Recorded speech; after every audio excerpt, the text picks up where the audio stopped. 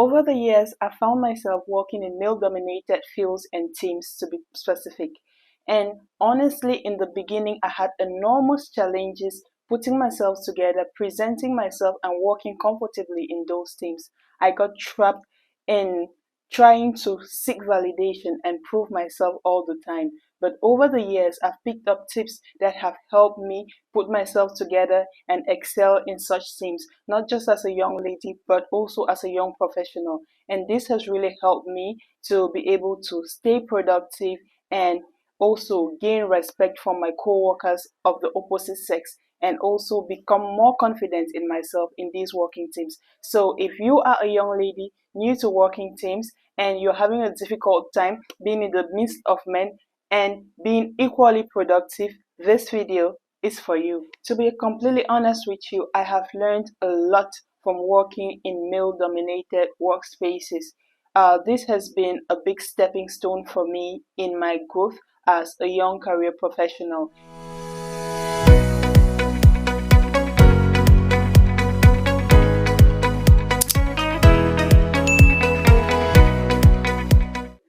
Welcome to Dreams to Dallas with Dinta. If this is your first time, thank you so much for coming. Buckle up because you just joined a train of growth, personal and professional growth, and a fun lifestyle. If you are a returning subscriber, thank you so much for always coming back to watch my videos. I appreciate you. Don't forget to always turn on the notification bell, and newcomers subscribe so that you help the algorithm. Thank you. In today's video, I'll be sharing with you tips that have helped me thrive in male-dominated workspaces and even enjoy being in these workspaces. So yes, stay glued because I'm saving the best for last. First and very simple tip, you have to dress in a way that commands respect. Yes, because you want to always dress in the way that you want to be addressed, and this isn't different in a workspace. Do not think that because you're working with professionals, they are going to always behave themselves and not get distracted.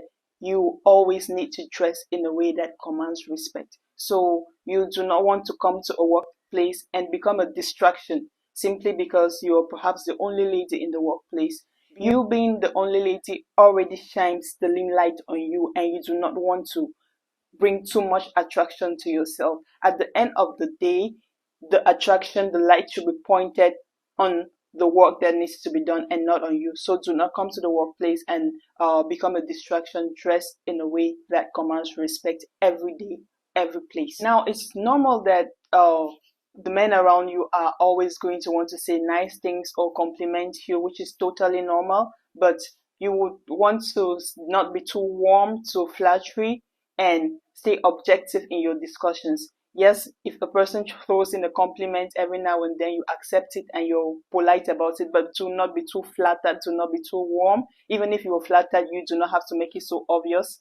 Just stay objective in your discussions, and when you feel like it's becoming less objective and that the person, the co-worker, is already being distracted, you walk away from the discussion and do not give room for it to continue. Now, next tip, you do not want to get comfortable or accepting special treatment because you are a lady.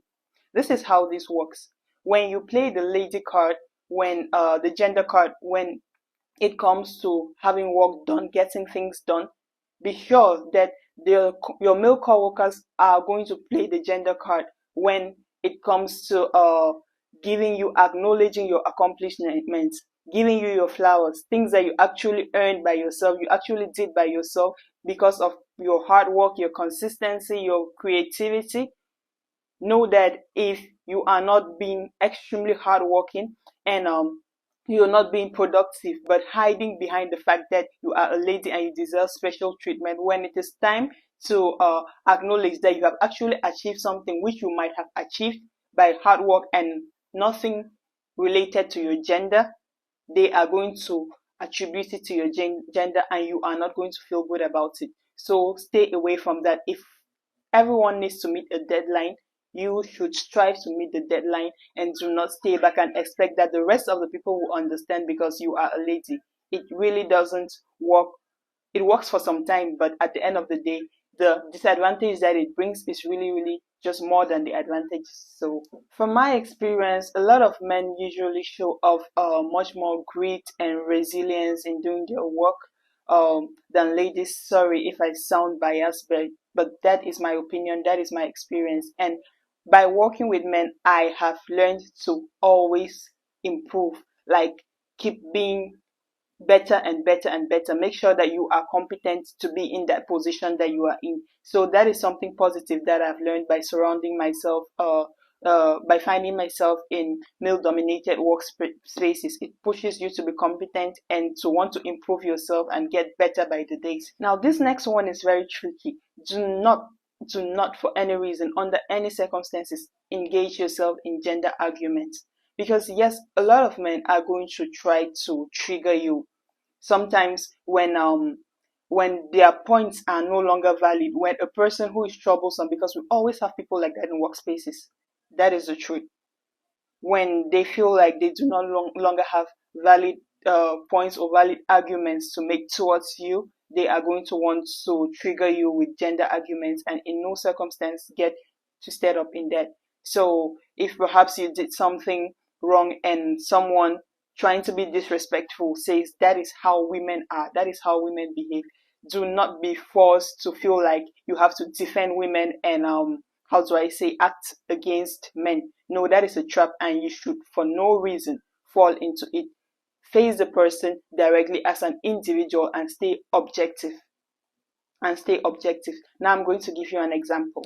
Okay, if you found yourself in an encounter with Alfred, who is disrespectful and tries to trigger you by bringing up the gender topic, let me just give you a display of how this conversation should go, and so that it helps you understand what I'm trying to demonstrate. Okay, so you are late to submit perhaps a report that the office needed, and then Alfred walks up to you and is like, of course you're late. Women are no good. Now, when Alfred says women are no good, Alfred expects you to be immediately triggered and start trying to defend the whole gender. It makes it look like it is you, women against men, and that is just Alfred triggering you and distracting you from being objective and from the points. Here is what I would say. I'm sorry that I was late in delivering this report, Alfred. However, I would be glad if you would be more objective in your communications to me in the future. Thank you.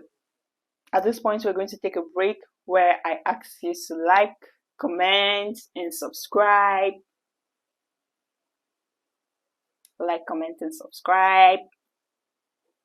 Okay, let's continue. Still on that point, you want to make sure that you do not speak hastily and you always control your tone of voice, that it takes a form of emotional control, and that would mean emotional awareness, of course, and self-control. So you control the tone of your voice. Never for any reason raise your voice, especially in a workspace. It just makes it look like you're drying your dirty linen outside. You're just giving people who want to undermine you a reason to undermine you. So for no reason should you do that. Even when they talk and say things that are perhaps disrespectful, you do not need to raise your voice. I personally used to have a problem with this because people will trigger me and I would feel like sometimes I have to raise my voice to be heard. No, it's about how composed you are in your speech and how much self-control you have.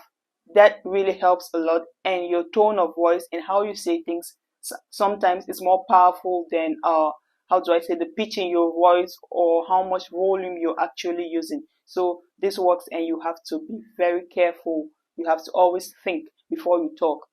If you're not sure what to say, do not say it at all.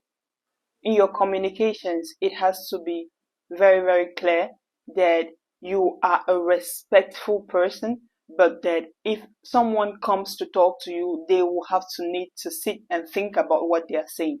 Let people know that the way that you reply to things, the way that you react to the things that people say to you is powerful. Means you actually think before you talk. It means if a person comes to you and says things without thinking, they might be embarrassed, but you are not necessarily going to be disrespectful, but somehow they are going to feel a blow to their faces. So that way you remain respectful, but it is clear that there are boundaries that exist, and that if a person pushes through those boundaries, they are going to have to deal with you. At the end of the day, be it in workspaces or wherever, women and men are unique in their own ways, and they just need to complement each other. So there is really no gender battle. There is no need to always fight. We just need to sharpen each other up and make each other better. Of course, always being respectful while doing this. So while fighting for equal work opportunities for both men and women, we should make sure that all of us are equally competent and real professionals. And it should not be that we are always playing the gender card when it favors us and condemning it when it disfavors us, because that is pure hypocrisy.